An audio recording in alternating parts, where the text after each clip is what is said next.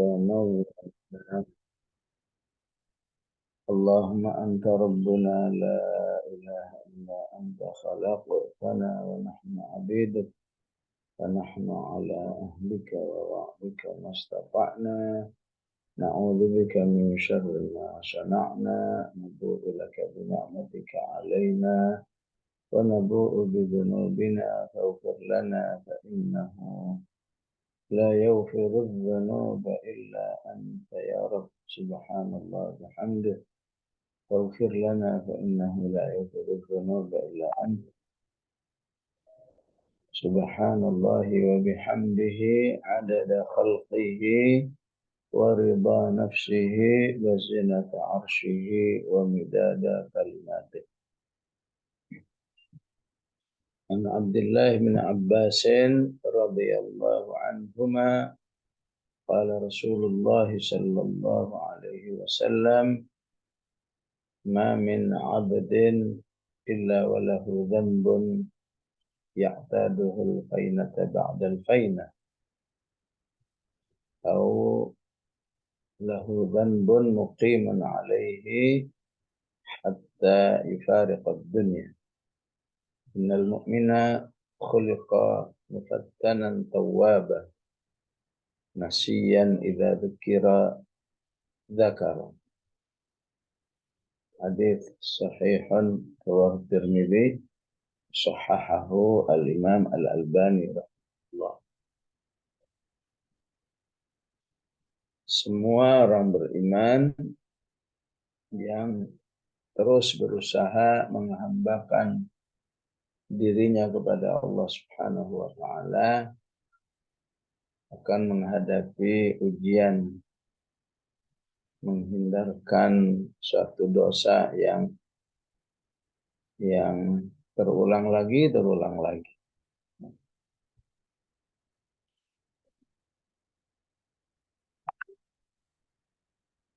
Sehingga dosa itu menjadi dosa yang permanen di dalam dirinya.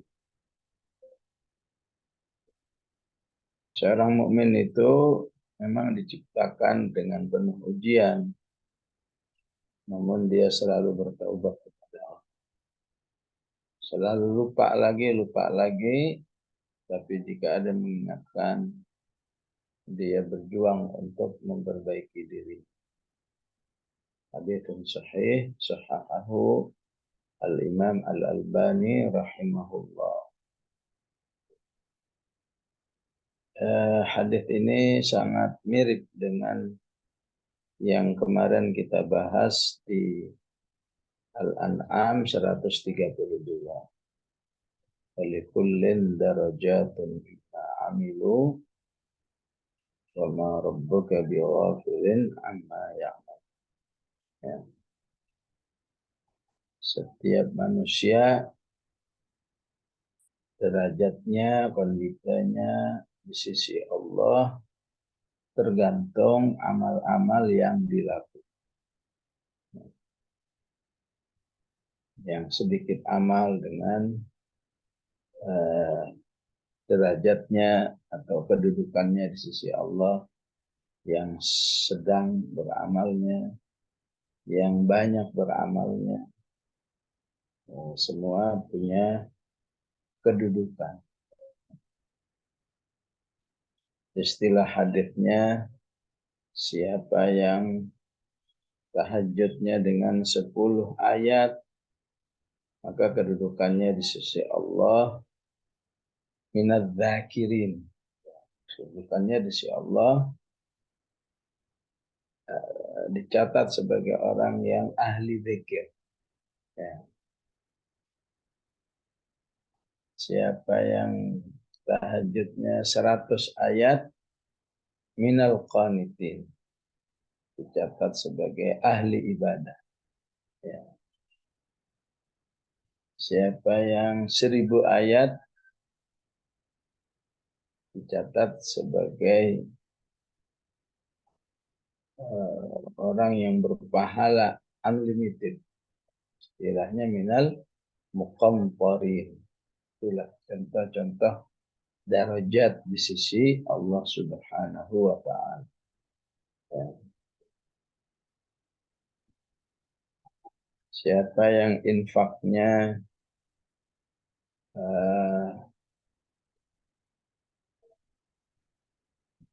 mengeluarkan hal-hal yang paling dicintainya, ya, maka derajatnya lebih tinggi daripada yang infaknya ya, tidak menunjukkan pengorbanan yang paling mahal dari apa yang dimiliki. Ya. Disebut di Ali Imran, lan tanalul birra hatta tunfiqu mimma tuhibbun. Ya. Kamu tidak akan sampai ke sebuah derajat yang maksimal sehingga berinfaknya dengan hal-hal yang paling kamu cintai. Ya. Ya ibarat uang ya 10.000 lebih dicintai dari 5.000, 20.000 lebih dicintai dari 10.000, 50.000 lebih dicintai, seterusnya begitu ya. Semakin kedudukannya lebih dicintai, semakin memberi dampak darajat yang signifikan. Nah, 1.000.000 lebih dicintai oleh manusia daripada 100.000. Dan begitulah seterusnya. Ya. Ya, karena itu menjadi ujian tersendiri terhadap orang-orang yang rezekinya diluaskan oleh Allah. Ya. Karena rezeki luas itu apakah zakatnya bisa 100 juta, bisa 200 juta, bisa 1 M. Ya. Nah disitulah lihat apakah jiwa ini masih cinta harta atau tidak. Maka yang cinta Allah ketika memang zakatnya 1 M dari nisabnya misalnya, ya, maka dia sudah tidak merasa 1 M itu uang dirinya, itu uang yang sudah diminta oleh Allah, ya, maka akan dia keluarkan sebagai zakat. Ini contoh adanya darajat. Ya. Hadis yang saya baca tadi menunjukkan bahwa di balik darajat itu ada tantangan. Ya. Tantangan bahwa manusia itu disebut oleh Rasulullah akan menghadapi ujian sulit menghindarkan dosa tertentu. Ya. Si fulan dosanya di mulutnya, si fulan dosanya di matanya, si fulan dosanya di sikap-sikapnya, si fulan dosanya di akhlaknya, si fulan dosanya kurang berbakti ke suaminya, kurang berbakti ke orang tuanya, dan lain sebagainya. Ya. Sehingga siapa yang bisa mengatasi titik lemahnya, ya, titik lemahnya di mulutnya misalnya, yang mudah berucap hal-hal yang menyakitkan orang misalnya, maka disitulah terjadi darajat. Siapa yang titik lemahnya di matanya, maka disitulah terjadi darajat.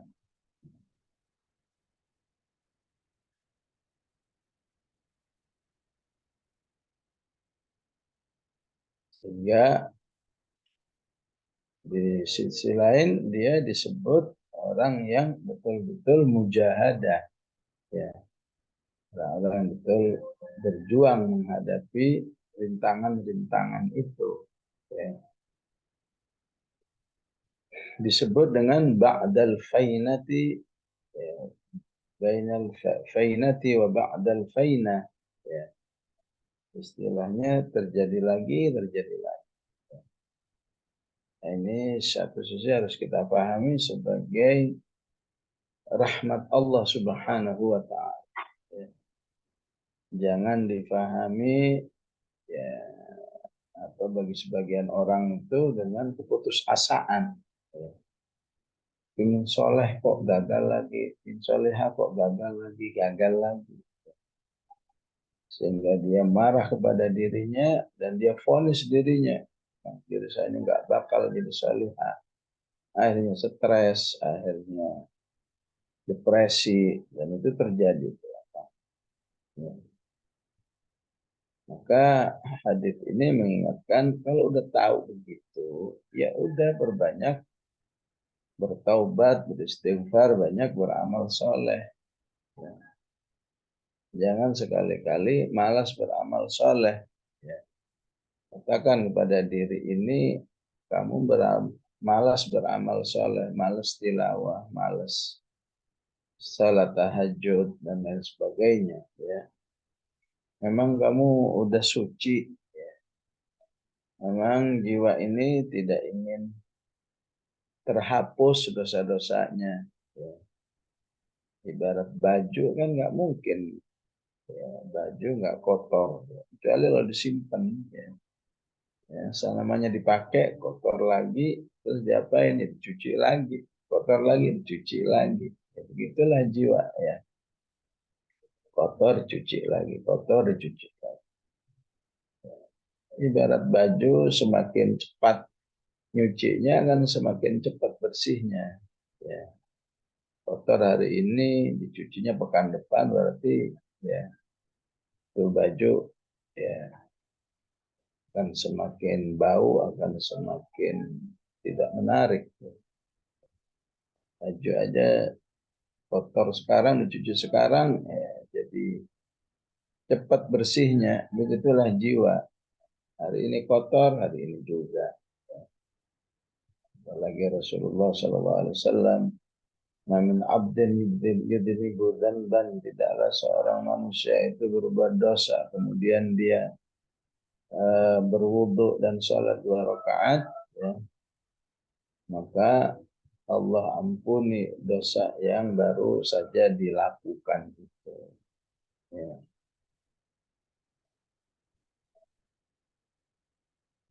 Jadi hadis ini bukan untuk dipahami silahkan berbuat dosa, kan kamu memang pasti berdosa. Nah, tapi pahamilah bagaimana seminimal mungkin, ya. Syukur-syukur sejauh mungkin jaraknya, ya. Ada orang yang dosanya ya, setiap saat, ya. Orang yang nggak pakai, orang nggak menutup aurat misalnya, itu berarti setiap saat.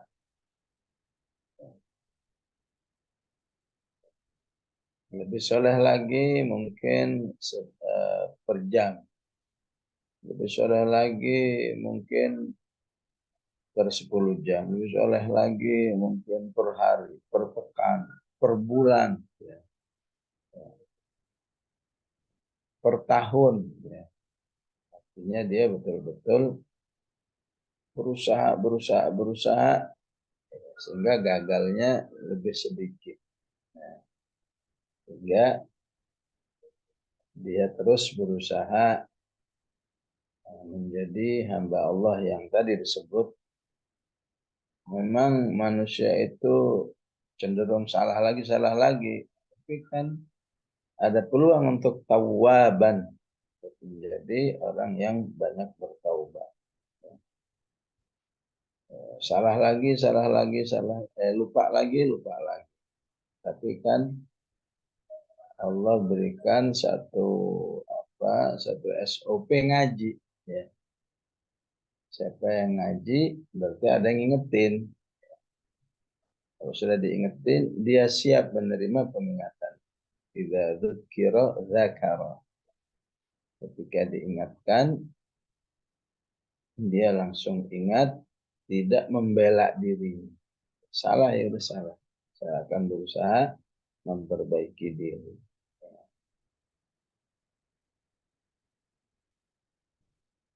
Jadi di satu sisi memang nggak mungkin nggak salah, ya. Tapi di sisi lain, andai kata nih ada manusia nggak salah, ya, saking hebatnya itu, ya, perjuangannya kayak Nabi nggak ada salahnya. Ya. Ya, ada seorang muslimah ya depresi karena kepingin soleh banget, soleh 100%. Ya. Ya, karena mungkin kurang ngaji, dia ngambil keputusan mau hidup sendiri aja di kamar deh katanya. Karena dia bilang kalau ketemu orang itu ada aja yang memicu dia salah. Ya. Pokoknya dia cuma ingin zikir, tilawah, ini. Ya. Saya katakan benar kamu nggak ada salahnya. Benar. Ya. Coba kamu di kamar sendirian terus berhari-hari. Kamu tahu nggak salahnya jadi apa? Ya salahnya kamu jadi kurang perhatian sama orang tuamu. Tinggal di rumah, di masjid, di rumah orang tua. Tapi kepinginnya nggak ada dosa di kamar. Di kamar tuh sampai ya kalau bisa nggak ada interaksi hatta dengan ibu bapak. Ya, takut nanti dosa. Kalau kamu nggak mau berinteraksi dengan ibu bapak, dia salah. Nggak mau berinteraksi dengan masyarakat, mengurung, itu salah lagi. Berarti dia hidup tidak tawazu. Jadi hatta andai kata mau berusaha ya, mengkiati sehebat-hebatnya masih salah. Ya katakan berhasil ya, berhasil, nggak salah sama sekali. Apakah bebas dari ibadah istighfar bertaubat? Enggak juga. Ya. Tetap dia dituntut ya, untuk beristighfar dan bertaubat. Kenapa? Karena istighfar dan taubat itu salah satu prinsip ibadah penghambaan diri kepada Allah. Ya. Pengertiannya, siapa yang ingin beribadah kepada Allah, ya, mau salah nggak salah, apalagi banyak, memang harus bisa beribadah. Ya. Baca apa surat Hud, wa ila thamud akhahum salihah. Qala ya qaumi ibudullaha ma lakum min ilahin ghairuh. Beribadahlah kepada huwa ansha'akum minal ardi wasta'marakum fiha fastaghfiruhu thumma tubu ilaihi. Ya, fastaghfiruhu thumma tubu ilaihi. Ya. Jadi hadis ini utamanya adalah untuk membuat orang semakin banyak lagi bertaubat kepada Allah. Ya. Dikatakan oleh para ulama bahwa ketika setan itu berhasil menjerumuskan manusia dalam dosa, tapi kemudian orang itu beristighfar, bertobat, beramal soleh, maka setan akan mengatakan, aku sudah gagal menyesatkannya. Ya. Berarti kesuksesan setan menyesatkan manusia itu apabila manusia itu puas dengan kesesatannya. Ya. Ya. Sesat bangga, sesat ya. Apa, bela diri, sesat malah ngajak orang, nah, itu baru berhasil. Ya. Tapi kalau sesat astagfirullah, sesat astagfirullah 100 kali, subhanallah bihamdi 100 kali, ya, ya, maka berarti manusia itu ya balik lagi ke jalan yang benar. Ya. Ketika syaitan mengatakan begini, qala rabbi bima aghwaytani la uzayyinanna lahum fil ardi wa la ughwiyannahum ajma'in illa ibadaka minhumul mukhlasin qala hadza siratun alayya mustaqim. Ketika syaitan mengatakan pokoknya semua manusia akan saya sesatin semua. Ya. Maka Allah mengatakan, tapi mereka masih berpeluang untuk tetap berada di jalan yang benar. Qala hadza siratun alayya mustaqim. Memang habis disesatin, habis dijerumuskan dan lain sebagainya. Tapi ternyata dia istighfar, bertobat, beramal soleh. Maka Allah sebut, wah berarti dia hamba-hambaku yang mukhlasin, yang selalu ditolong oleh Allah untuk selalu menyiapkan kehidupannya untuk kehidupan akhirat yang lebih baik. Ya. Ya, jadi hadis ini aslinya menjadi motivasi, inspirasi bagi orang yang sedang giat-giatnya berjuang mensoleh dan mensolehkan diri. Ya. Ya. Jangan jangan ada putus asa, jangan ada marah terhadap diri, ya. Jangan ada peluang terkunci.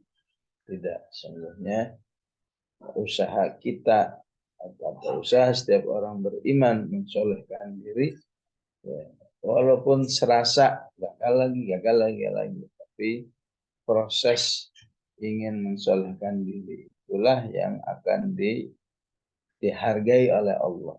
Ya.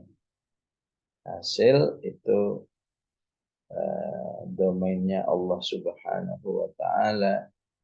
Ya, kita bukan penilai, ya. Ya. Bukan penilai, bukan pemvonis, ya.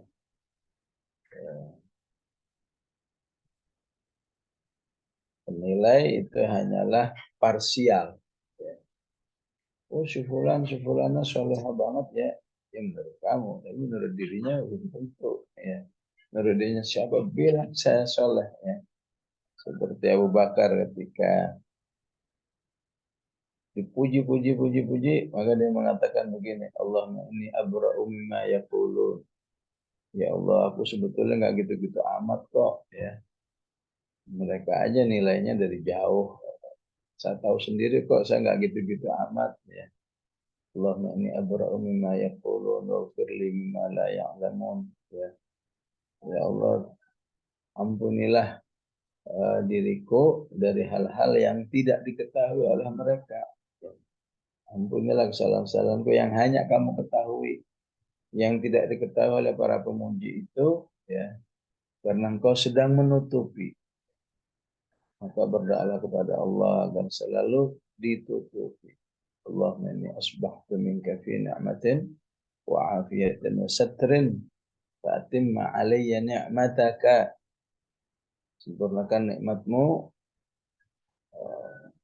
sitraka, kerahasiaan terhadap diriku, kerahasiaan kesalahan-kesalahan diriku baik di dunia ini maupun di akhirat. Ini luar biasa doa Rasulullah sampai dijadikan doa harian pagi dan petang. Baik ibu-ibu, ya, hadisnya menuntut penjelasan panjang. Sallallahu ala sayyidina Muhammad wa ala alihi wa sahbihi wa sallam. A'udzu billahi minasy syaithanir rajim. Bismillahirrahmanirrahim. Rabbukal ghaniyyul dzur rahmah. Dan Rabbmu itu kaya. Tapi ya, selalu merahmati. Karena dia Rahim. Ya. Rahman dan Rahim.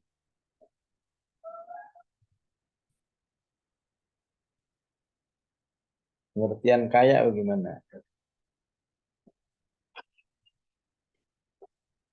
Ya, ibarat orang kaya, ibarat manusia kaya berarti nggak butuh bantuan. Ada orang ngasih sodako, atau kasih yang lain aja. Ada orang ngasih zakat, tapi bukannya nggak mau kasih yang lain. Itu berarti kaya. Itu ghani. Itu ghaninya manusia. Tentu ghaninya Allah itu jauh lebih luas. Ya, nggak butuhnya. Nggak butuh ini, nggak butuh ini, nggak butuh itu, nggak butuh macam-macam. Ya. Manusia kaya nggak butuh. Manusia disebut kaya karena nggak butuh bantuan. Maaf, bukannya nggak butuh, bukannya nggak mau, tapi ada orang lain yang lebih membutuhkan, sehingga dirinya tidak ingin mengambil hak orang lain. Tentu sifat ghaninya Allah Subhanahu wa taala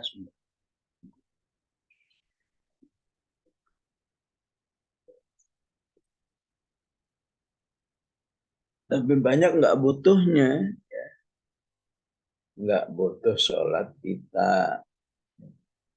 Artinya kamu itu sholat nggak mengaruh kepada kemuliaan saya. Nggak sholat nggak mengurangi kemuliaan saya. Nah, begitu pengertian ghaninya Allah. Jadi untuk apa Allah nyuruh kita sholat? Ya untuk kita sendiri.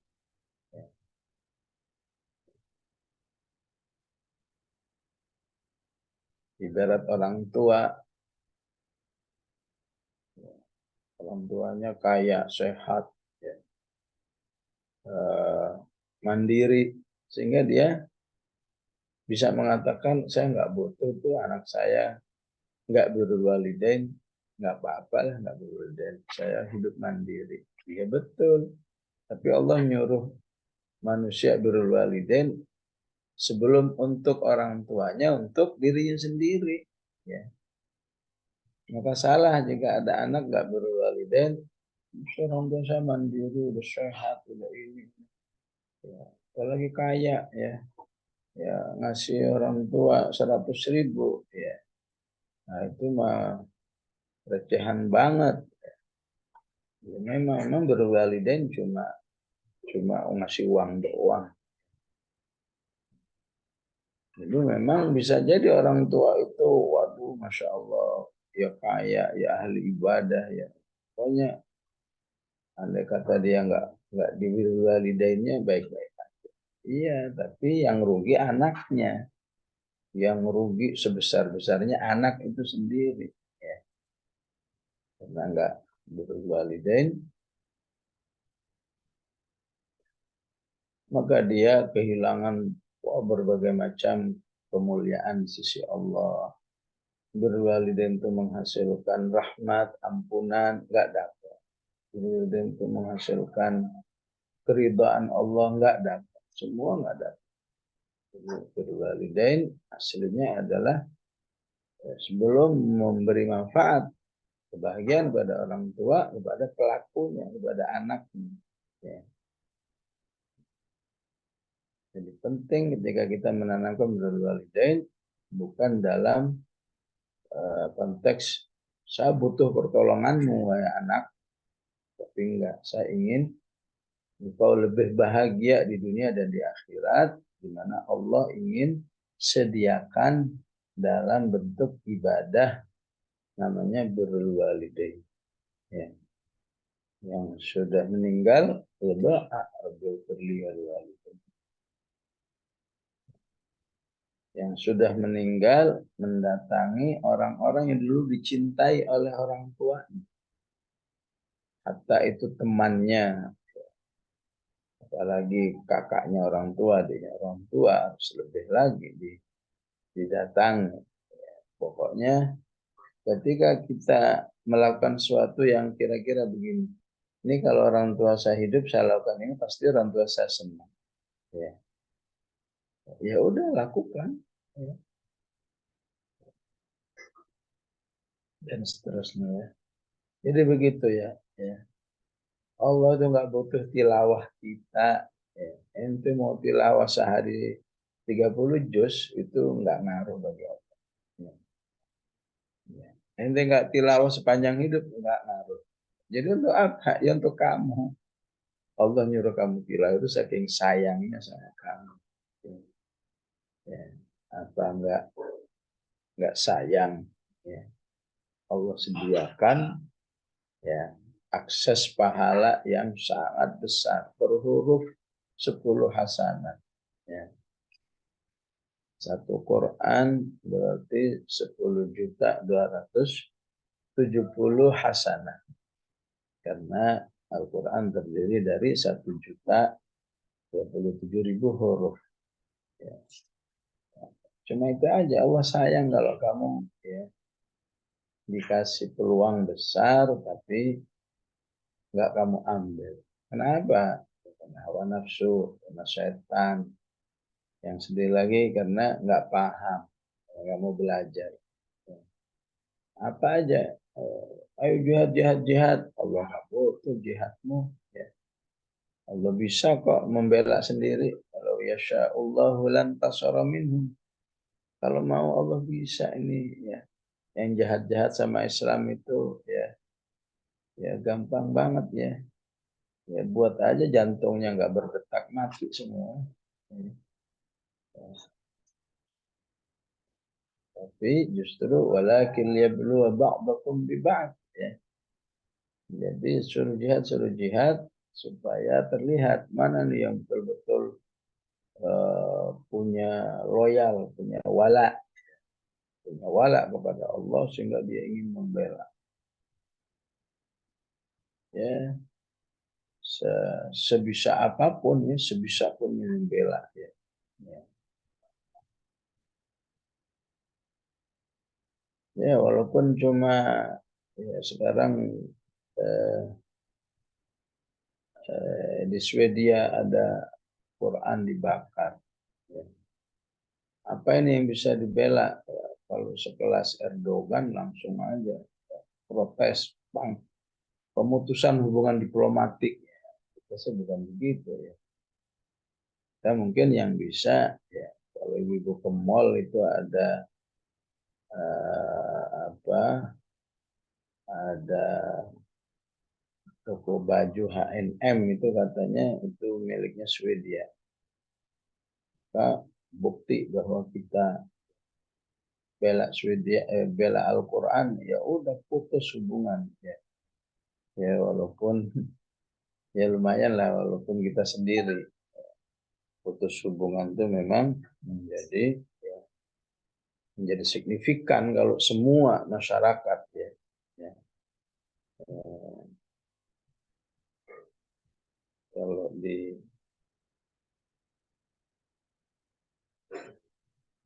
kalau di Arab alhamdulillah itu ya kalau sudah boykot itu memang senegara semua boykot ya di Kuwait di Sudan itu betul-betul senegara kalau udah memboikot sebuah negara yang jahat sama Islam ya Perancis pernah di boykot ya, ya.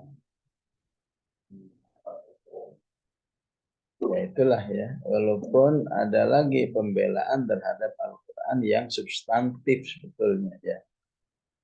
Sebetulnya dibakar itu memang penghinaan ya. Sebetulnya ada lagi yang lebih penghinaan nggak digunakan sebagai manhajul hayat pedoman hidup itu sebetulnya penghinaan yang lebih tinggi ya.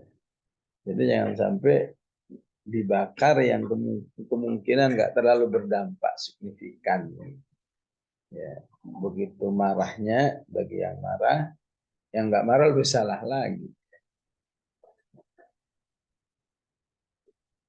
Jadi yang sudah marah sudah bagus tapi lebih bagus lagi ada kemarahan ketika umat ini belum mengakui sebagai pedoman hidup. Bahkan ya tokoh yang di negeri ini termasuk diselewengkan sejarah nuansa Islamnya yaitu tentang Mustafa Kamal Atatürk misalnya ya. Bagi yang nggak tahu taunya dia pahlawan, taunya dia bagi yang nggak paham apa sejarah versi Islamnya, versi Baratnya dia memang ya, memang orang hebat. Ya.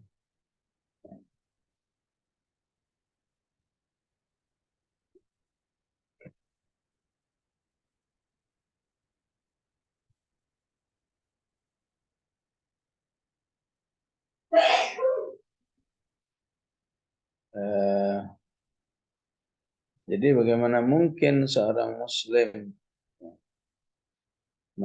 apa, tidak membela Al-Quran ketika ya, beliau melecehkan Al-Quran dengan perkataan yang terkenal katanya.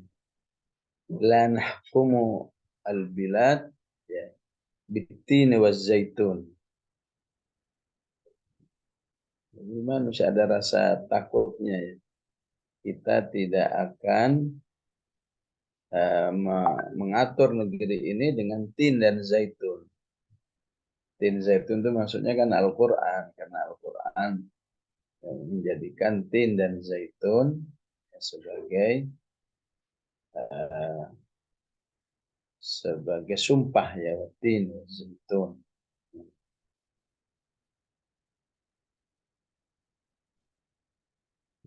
Maka ini tercatat dalam sejarah versi Islam, sehingga bagi yang paham betul bagaimana berinteraksi dengan Al-Quran, maka ini harus menjadi inspirasi ya, sebuah perintisan untuk menjadikan Al-Quran sebagai pedoman hidup bagi seluruh umat manusia.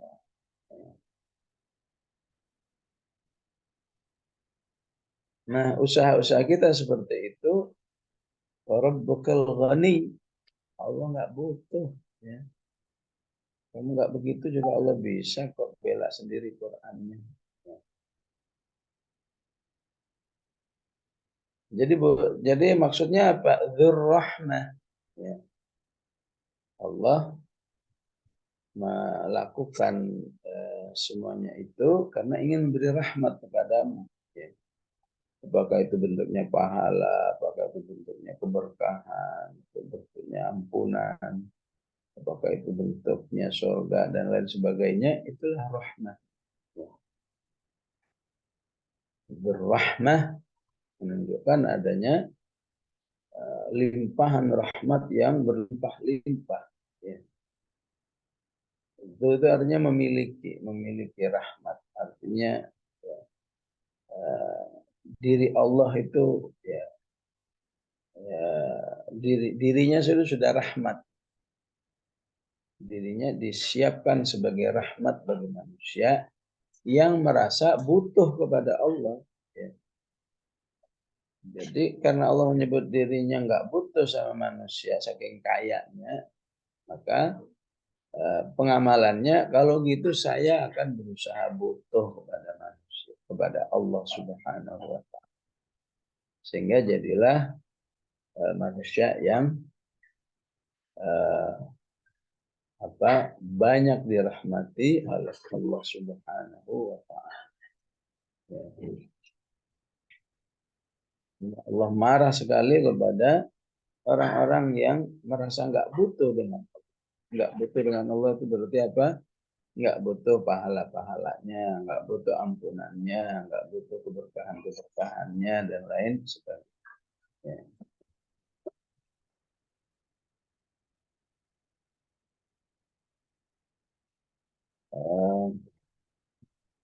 Sehingga Allah katakan apa untuk manusia ini? Kalla innal insana layatgha. Sombong banget manusia itu. Ya. Yang terus-terusan sombong. Ketika dia merasa nggak butuh dengan Allah. Manusia dengan manusia itu saling butuh. Ya. Ya. Seorang suami butuh istrinya, istri butuh suaminya. Orang tua butuh sama anaknya, anak butuh sama orang tua. Pedagang butuh sama pembeli, pembeli sama pedagang. Manusia aja saling butuh-butuhkan. Kok bisa ada manusia nggak butuh dengan Allah? Hanya Allah ingatin, hati-hati menjadi manusia yang nggak butuh dengan Allah. Ya. bahaya saat kamu sering-sering nggak butuh dengan Allah, bahaya kalau kamu sudah kembali kepada inna ila rabbika ruja'an. Maka salah satu contohnya ara'aital ladzi yanha 'abdan idza shalla, udah nggak sholat, ganggu orang supaya nggak sholat, memprovokasi orang supaya nggak sholat. Ini contoh orang yang dia bahwa istaghna dan tingkat tinggi. Ya.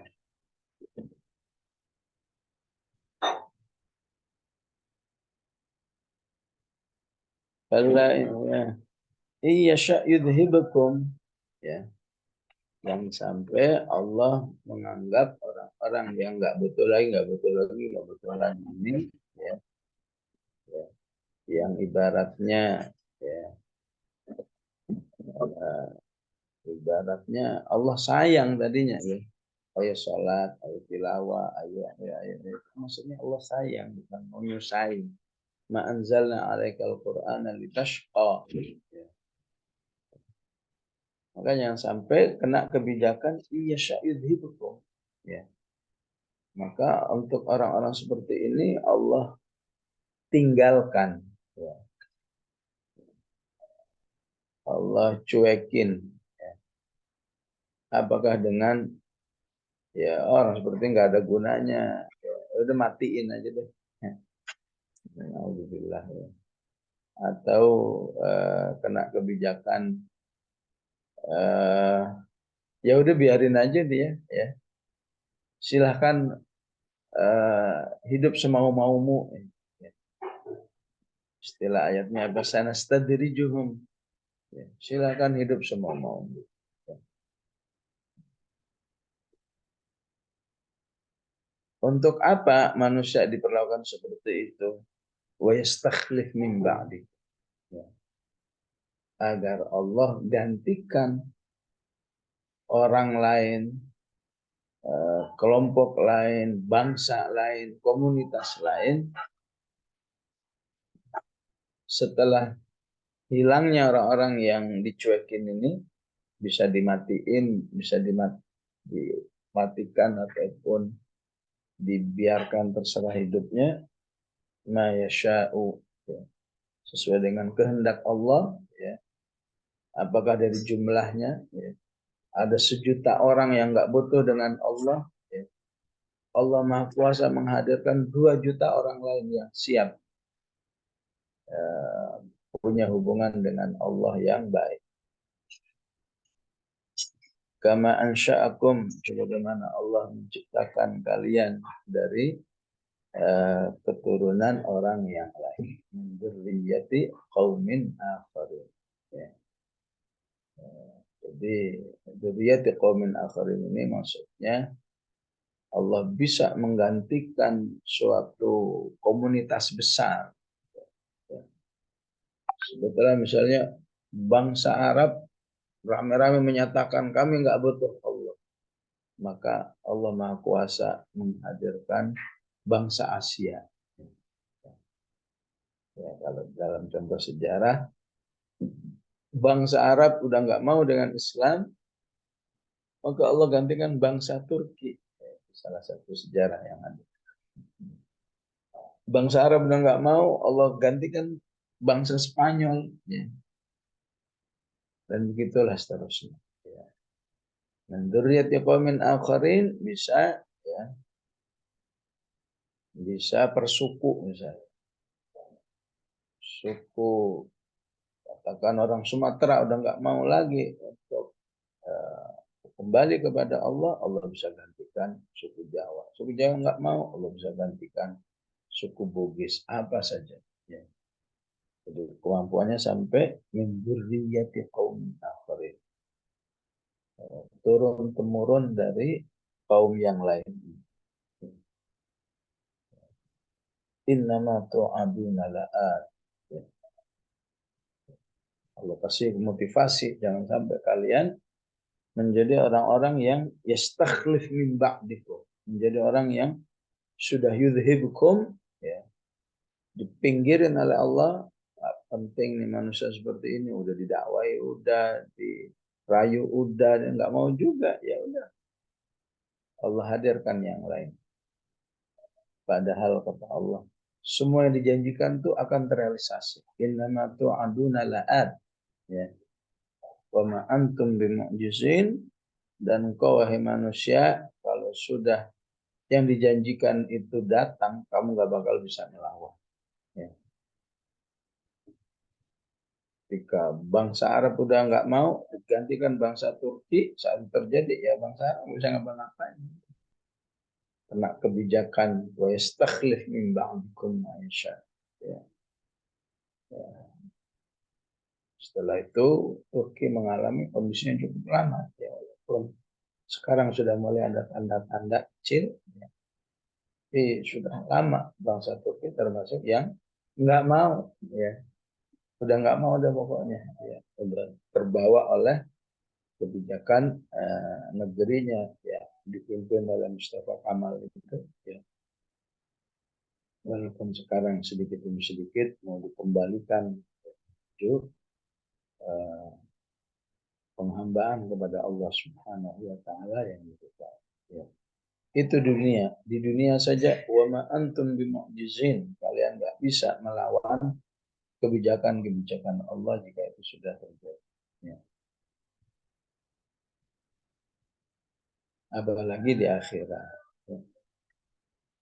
Demikian Ibu, rahimakumullah, sallallahu ala sayyidina Muhammad wa ala alihi wa sahbihi wa sallam.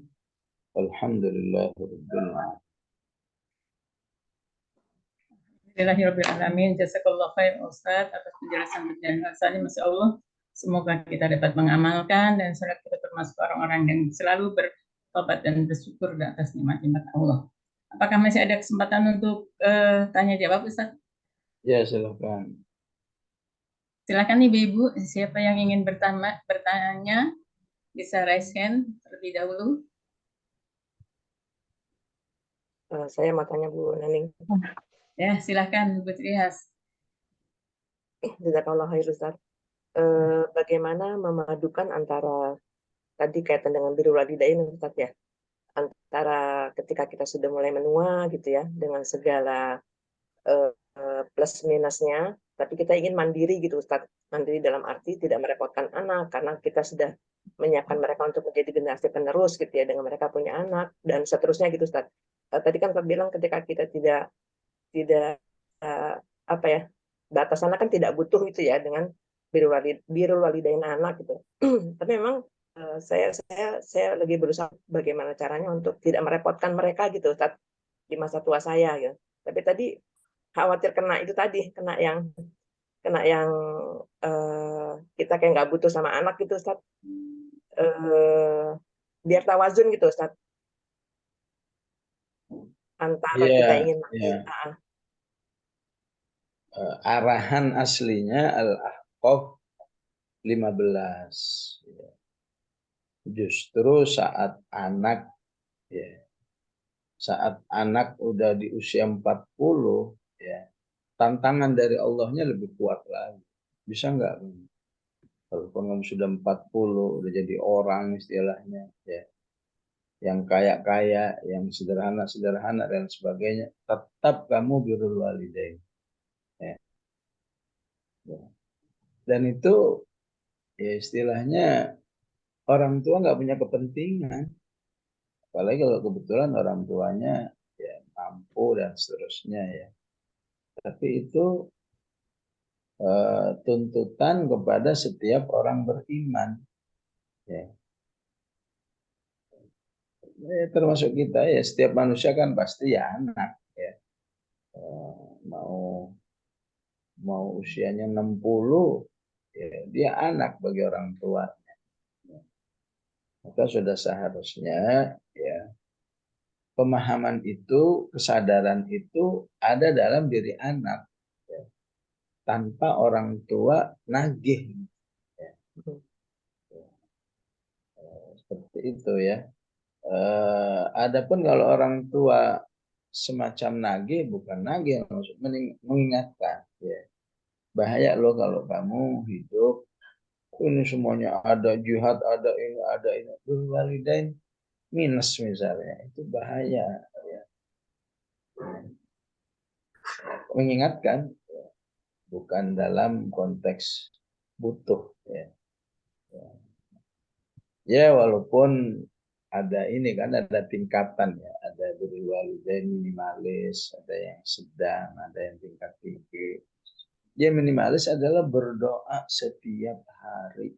Rabbighfirli wali walidayya warhamhuma kama rabbayani shaghira. Silahkan dikembangkan sendiri ya. Rabbighfirli walidayya, berilah keduanya kesehatan, berilah keduanya keistiqomahan dan seterusnya. Ya. Ya, itu minimalis sudah. Ya. Ya, artinya kalau sudah seperti itu ya insya Allah aman lah ya. Ya, walaupun kalau mau lebih banyak lagi ada birrul walidain yang lebih butuh tadhiyah lagi. Apakah bersilaturahim dengan bersilaturahim secara berkala, tiap pekan atau tiap bulan.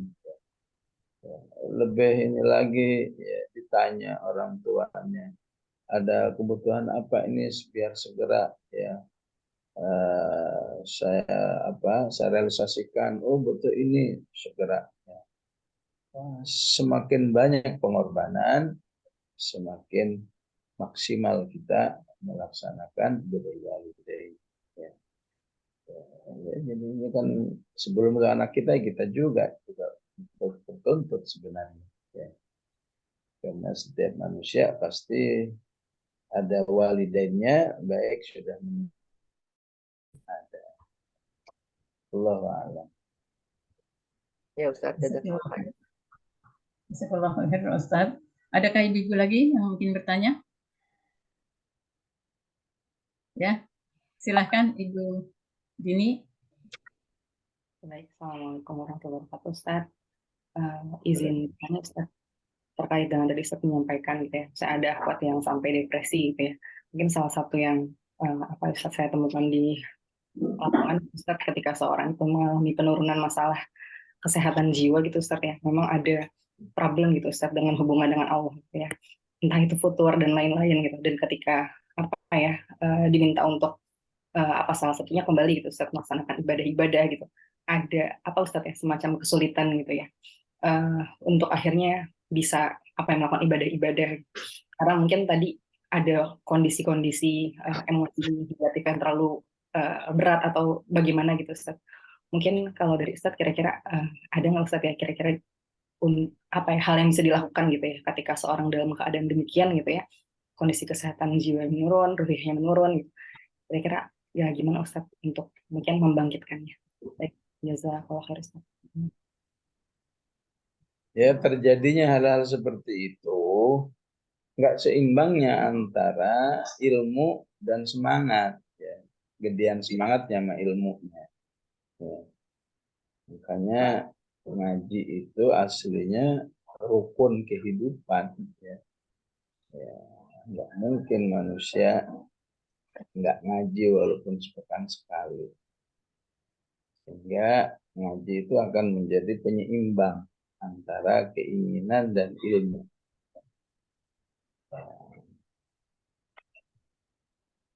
Ya kemudian harus memulai ya, ilmu nanti yang akan memberi arahan-arahan. Misalnya ungkapan Rasulullah, ya, istilahnya sefutur-futurnya kamu. Ya. Yang penting jangan sampai meninggalkan yang wajib. Ya. Ini kan butuh ilmu seperti itu.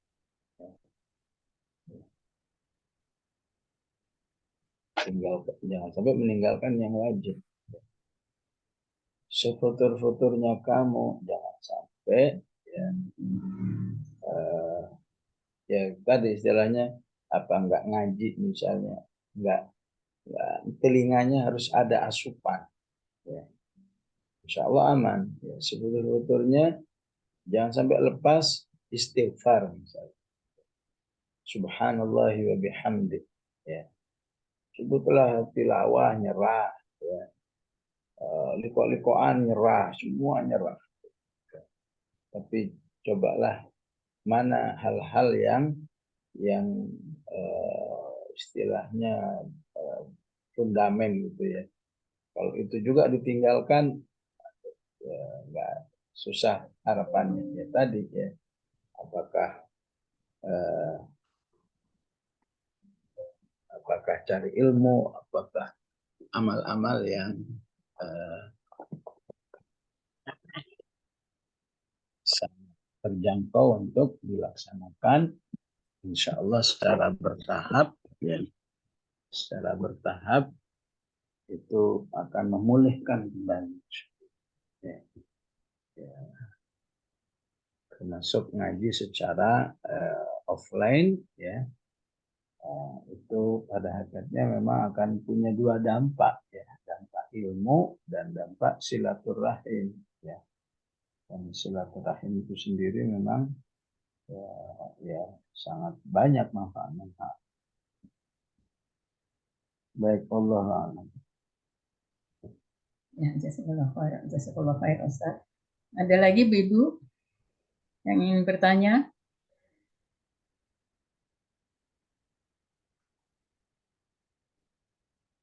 Ya, Ibu-ibu sudah selesai kayaknya Ustaz. Baik ya, bismillahirrahmanirrahim. Alhamdulillahirabbil alamin. Allahumma shalli wa sallim ala Muhammad wa ala ali sayyidina Muhammad. Allahumma ighfir lana wa liwalidina warhamhum kama rabbawna shighara. Rabbana la tuzigh qulubana ba'da idh hadaytana wa hab lana min ladunka rahmatan innaka antal wahhab. Allahumma ati nufusana taqwaha wa zakkiha anta khairu man zakkaha anta waliha wa maulaha. Rabbana hab lana min azwajina wa dhurriyyatina qurrata a'yun waj'alna lil muttaqina imama. Sallallahu alaihi sayyidina Muhammad wa ala alihi wa sahbihi wa sallam. Alhamdulillahi rabbil alamin. Assalamualaikum warahmatullahi wabarakatuh.